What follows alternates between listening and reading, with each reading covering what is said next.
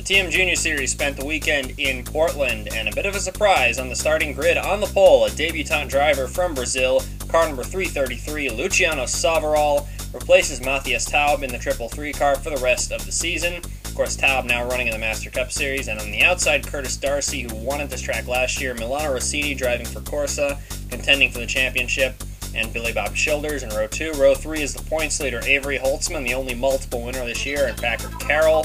Row 4 is Dan McKay, Mike Andrews, of course Jeff Sesnick won at Mansfield, dominated, led every lap. Axel Andersson qualified for Karjala, Tyson Lautenschlager in car 123, and Lucas D'Ambrosio driving for Katziv. Row 7, Ryan Baldwell and Thurston Blood. Kyle Schmielowitz, this is the most competitive he's looked all season. Chad Lindy not doing so well this year. The Speed SOS car of Quan Ching and Craig Youncer, who's not looking so hot this week. Jan Lauritsen and Scott Shire. Row 11, Leslie Riggs and Louis Telez, who's linked with the SAR factory effort in TM Lights next year. We'll have to see how that turns out. CJ Long and Rodrigo, who won at New York. Manny Brown having a disaster of a season. And Carter Davids, Dylan Cardoza, Scott Hamilton, Gasper D'Souza and Ross Shire.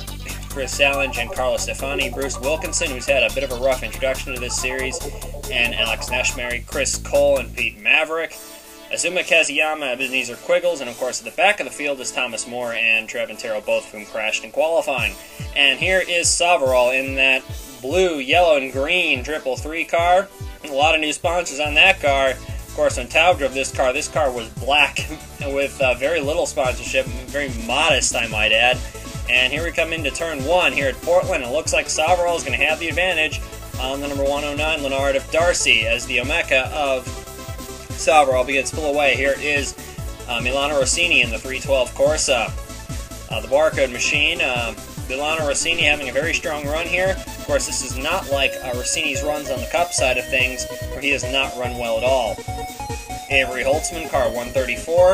Of course, Holtzman has a very healthy lead in the points championship, and the Englishman is thinking winning the championship more than anything. Of course, some people think he's overdue to be in the Master Cup Series, and it would be a shame if he doesn't get a ride in 2011. There's been a number of teams that he's been linked to, and it looks like we may see Holtzman even make his Cup debut later this season. Axel Andersson in the number 997 car. Remember, I said he qualified for the Karjala Grand Prix last year, or this year, excuse me. And you'll notice that this is an EFR Journey car, but you'll notice this is not the Journey LSX. The Kessler Jones team in this series actually runs the prototype Journey, which has the splitter. You might be able to see it in the front with those little splitter rods. Whoa, with Packard Carroll right there. But you'll notice on the front end, and that seems to be helping the Kessler Jones machines.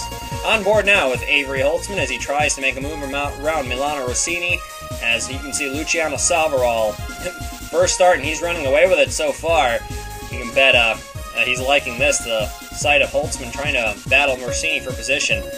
Back at the field, this is Thomas Moore in the red car, and that's Alex Neshmary in the UPS machine. Coming into turn 1, and Thomas Moore goes a little wide onto the bumps into Neshmary, and he goes onto the grass. The Lone Star Eagle in this series is not doing so well. Of course, Thomas Moore is not had a very good year in general. Back up front, here we are with Soveral, and it looks like Rossini's going to have a look at the lead here. This is early in the race. On lap 4 of 44, Rossini makes a bid for the lead of the race.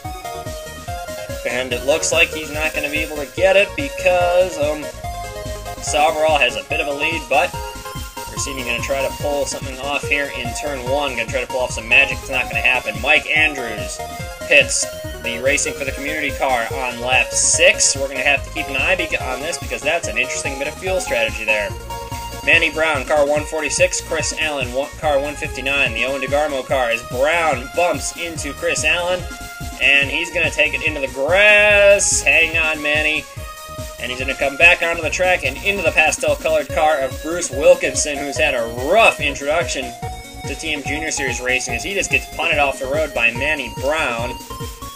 It's another hard week for Bruce Wilkinson. This is a very small team, and of course Terry Schaffner actually told the team that they would be allowed to miss this race so they couldn't get their program together. You could tell Wilkinson's ready to race, but he just doesn't seem to have the luck yet. Lap 9, Jeff Sesnick. Oops. Bit of an odd mistake for the defending champion of this series. You couldn't tell it because he's crashed out of he's crashed out of 4 races so far, either crashed or blown up in the lone Volpe in the field. He couldn't get into the pits. He's going to hold up Tyson Lautenschlager. Lautenschlager is going to jump out of line a little bit here, try to get around the 001 car, who is clearly an obstacle, but he's trying to stay off the racing line. And he gets punted by Carter Davids, who's having an abysmal race so far. Both cars are going to go hard into the tire walls, and both of them are done. However, Carter Davids is going to get his car, trying to nurse his car back into the pit area. However, Packer Carroll's going to come flying behind him and run into the back of him because Carter Davids, unlike Cesnik, is hogging the racing line. Carter Davids is going to compound all of his errors coming into the pit lane. When it appears he's just had enough of today, and he just drives into the pit wall, and that jams the left front tire, meaning he's not going anywhere, and that holds up Ryan Baldwell. Thomas Moore also crashed into that tire wall, I should point out. Now, here is Scott Hamilton in car 444. He's going to run into the back of Lucas D'Ambrosio, turning the Belgian around.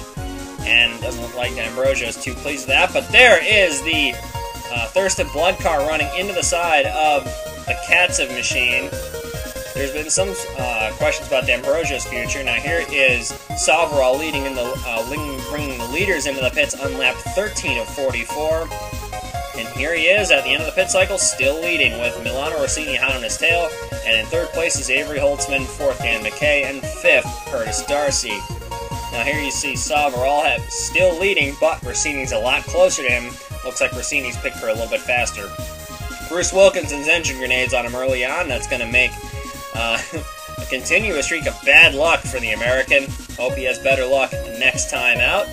We'll just have to see, but it looks like that this new operation just hasn't quite gotten a hold on a decent engine package. So it's alright, it's a new team, and every new team has teething problems. At least he's got funding to the end of the year, so this is not the last we'll see of him.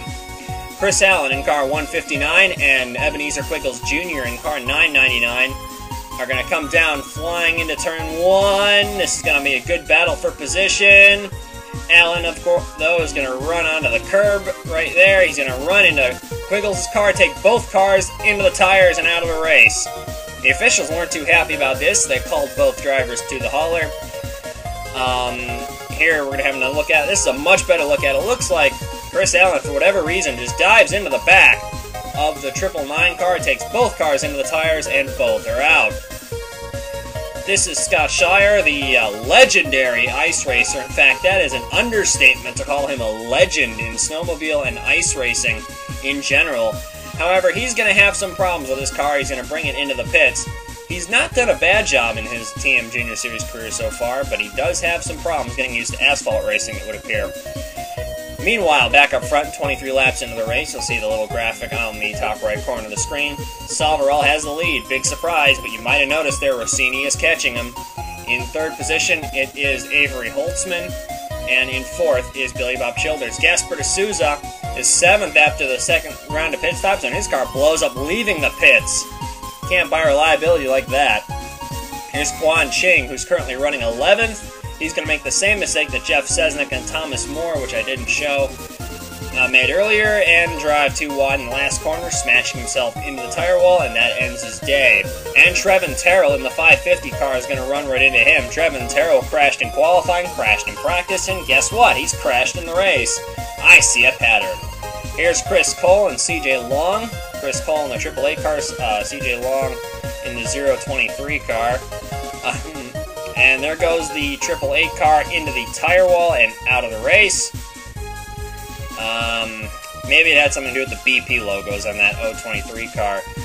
Anyway, back up front, here is the the Soveral car. The average speed of the race has dropped just a little bit. You'll notice these cars running a very blistering pace around this track. Of course, 2nd place, Milano Rossini just lost a bit of time. Here's Craig Yonser. He's going to be the last car to crash out of the race. And that's going to be about it for the J.D. McDermott car number 818. Now, leaving the pits on the final round of pit stops, Milano Rossini is going to actually get the jump on Soveral and is going to beat him out of the pits.